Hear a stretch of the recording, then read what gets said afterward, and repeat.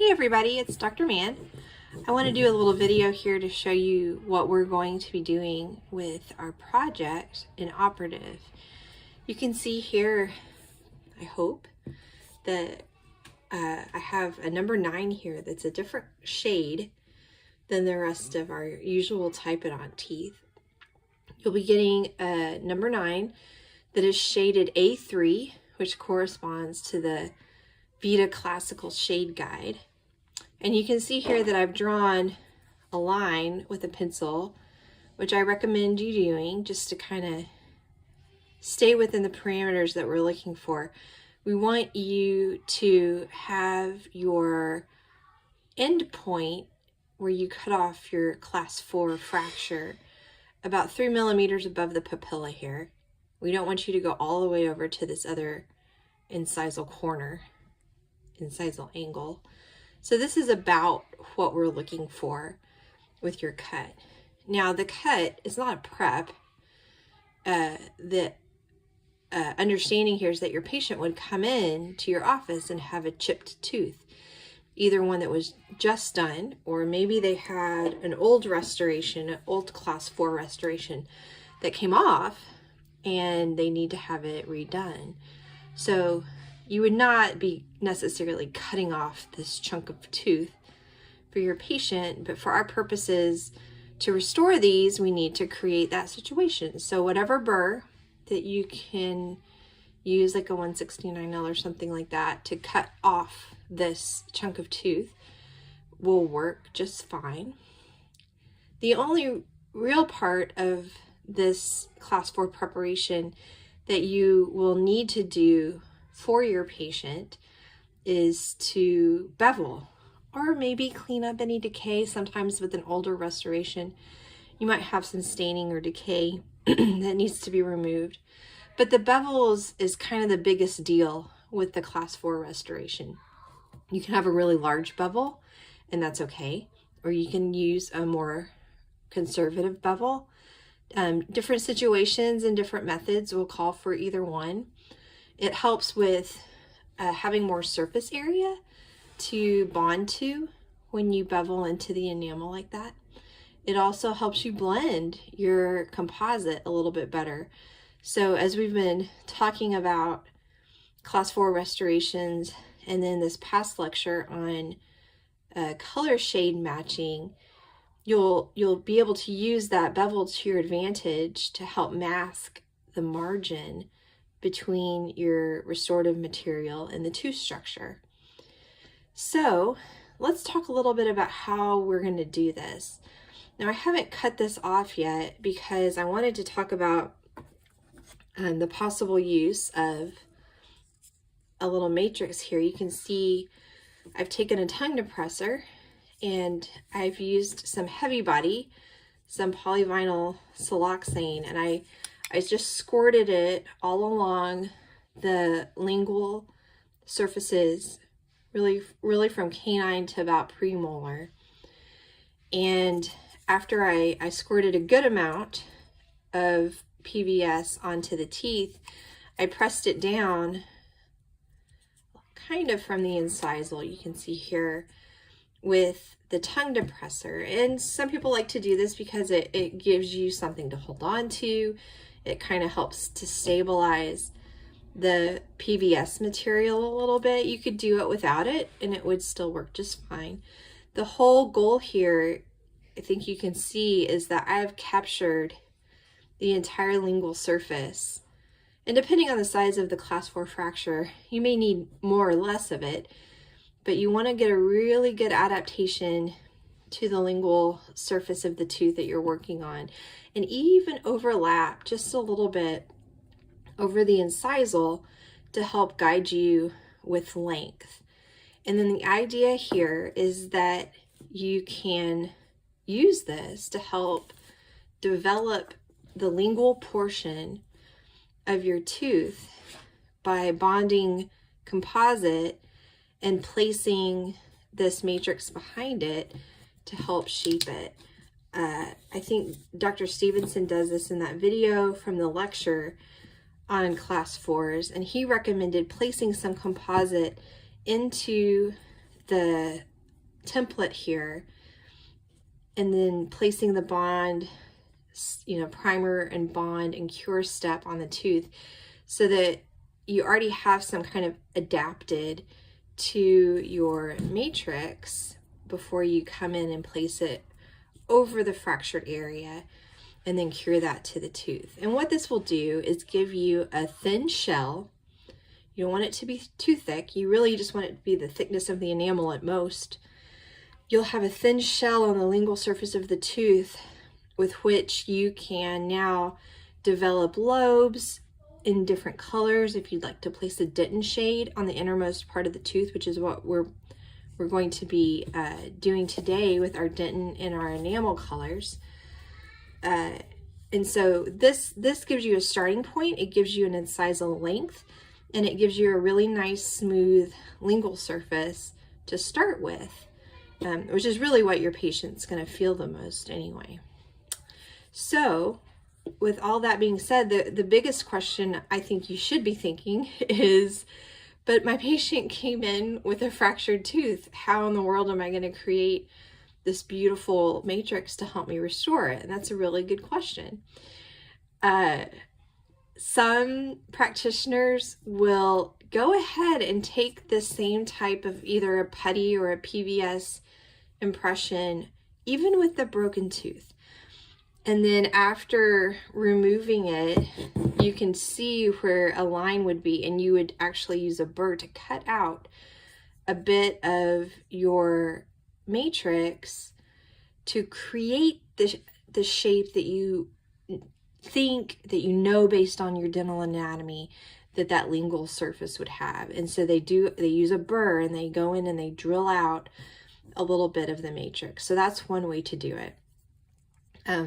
Another way to do it, and this is Dr. Kramer's suggestion, is when your patient comes in with a fracture, you can very quickly take some rope wax and with your dental anatomy skills, fill in this area just enough that you have the length that you're looking for and that you have a really good adaptation on the lingual surface.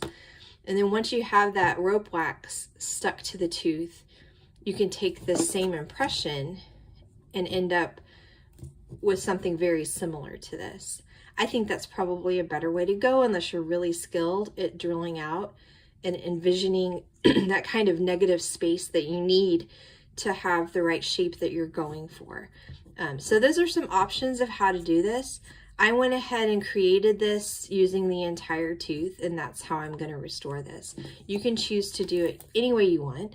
In practice, I freehanded these. I didn't use any kind of template, but I think that this is a good skill to have. So I wanted to show you and give you the opportunity to practice doing that. So I'm just going to go ahead and cut off. I just have a 169L here. And like I said, this is not a skillful thing. This is really just to recreate that fracture that your patient walks in the door with. But I do want to keep it 3 millimeters above the papilla so I have a nice place to place my, I'm going to use Teflon tape. But if you're placing a wedge and a mylar strip, you would have the room to do that.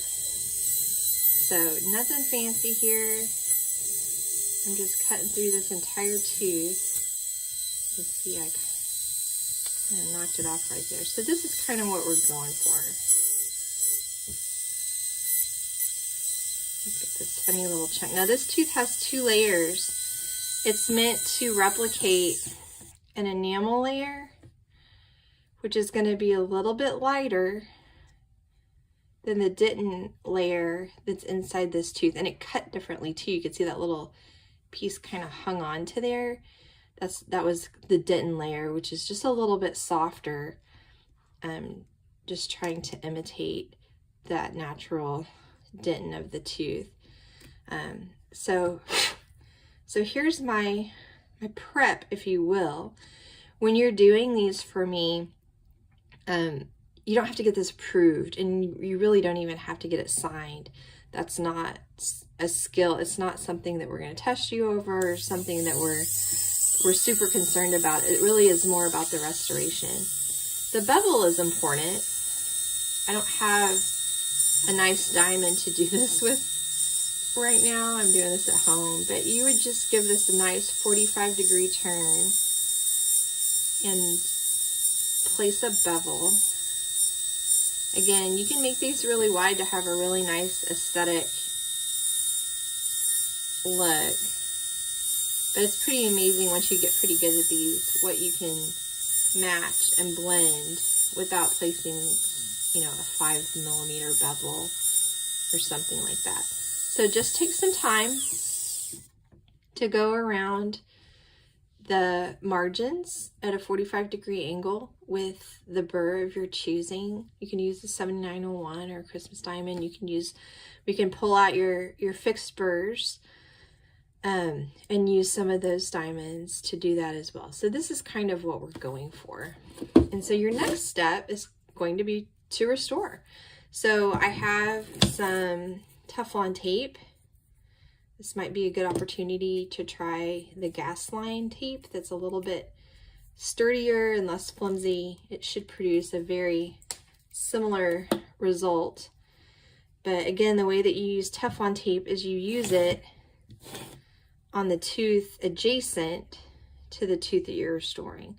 So the hardest part's sliding it through that contact area, and then you just want to fold it over and make sure that everything next to that restoration area is nice and smooth. It's a little bunched up down here below my margin, so I'm not super worried about that. I'm just gonna let it be. I'm not gonna fight it. It's best to do this with rubber dam on. Obviously, I don't have that going on here, but this is a nice way to isolate that neighboring tooth so that you don't etch and bond to it, but you still have a really nice contour to follow. You can even see the contours through the Teflon tape. Now that you have this kind of white tooth, you can still follow that marginal ridge down there. You can see the contours that you're looking for. So this is the point at which you would place your putty matrix. And so now you can see how deep in that little missing piece there, you have now a wall to build up against. And so you'll place your primer. Well, of course you would etch clinically. You would place your primer and your bond and cure that, and then place this putty matrix. And Dr. Stevenson likes to go ahead and pack a little bit into this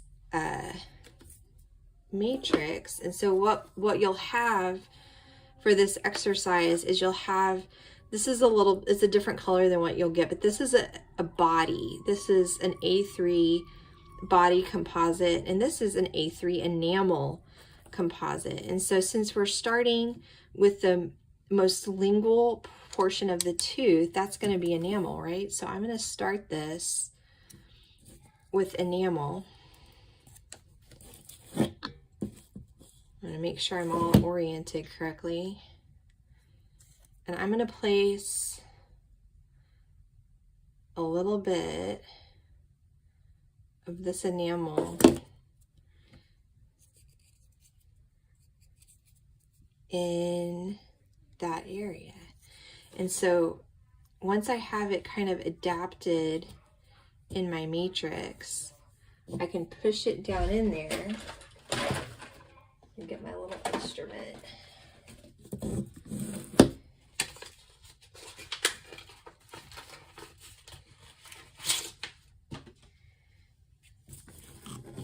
I can get my little composite instrument and really kind of pack it down in there, adapt it to my tooth, excuse me, my tooth. And I want to get my incisal height really good. In fact, I'm going to add a little bit more. want a nice translucent enamel incisal edge. So I'm really gonna pack that up in there, but you gotta leave enough room because we're gonna layer some dentin. We're gonna sandwich it right in the middle. So you can kind of create even a little divot. I don't want it to go onto my tooth, like the center, more dentin area of my tooth a whole lot. So I'm gonna kind of ditch that out a little bit. All right, let's do a little cure.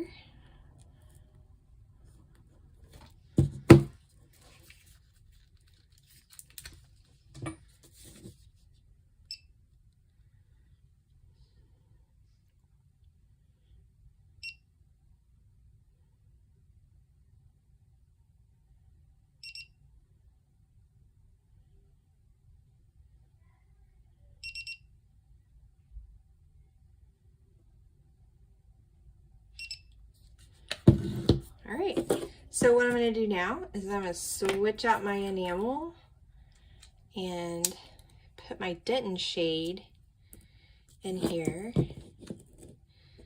And I'm going to layer the portion in the center of the tooth that is my dentin. I don't want to take it all the way up to the incisal. My incisal's enamel, right? So I did a little bit too much. So I'm gonna take a little bit out. But I do want to adapt it in that little ditched out area that I created for my dentin. So that's looking pretty good. I've got some room left for my last layer of enamel. So I'm going to cure this.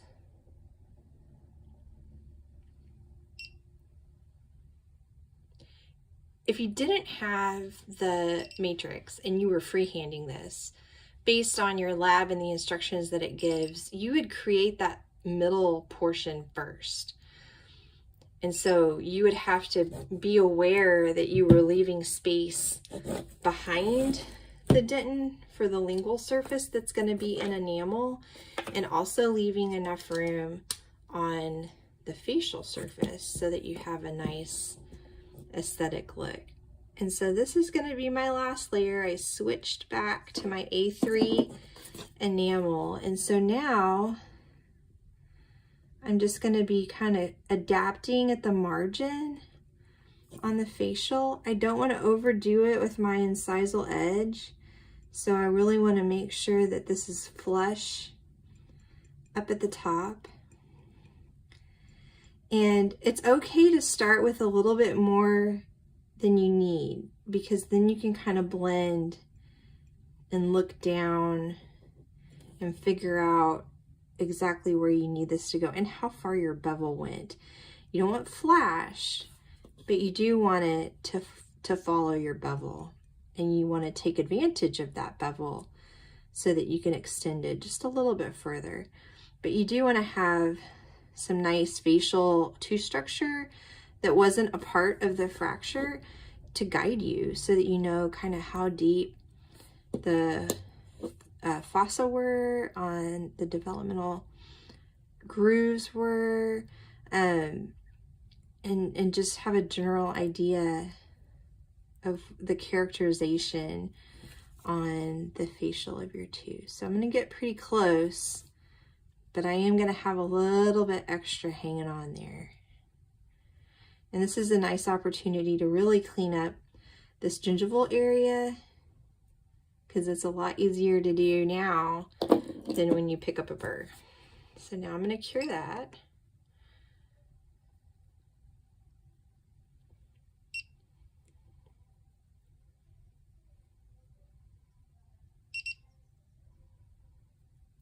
And I don't have my finishing burrs with me, and I don't have a pole to work on, so it's always a little bit different showing you how I position myself and how I work with the pole to do my polishing.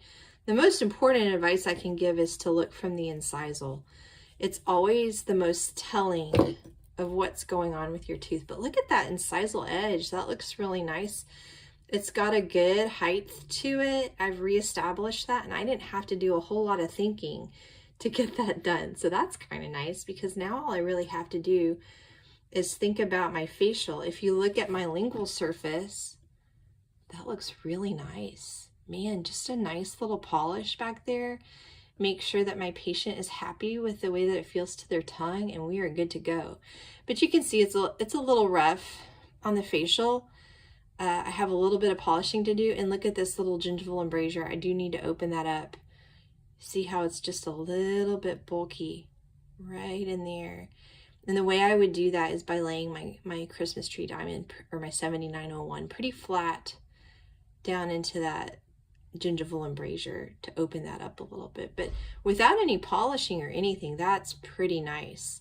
I think that's a really good method.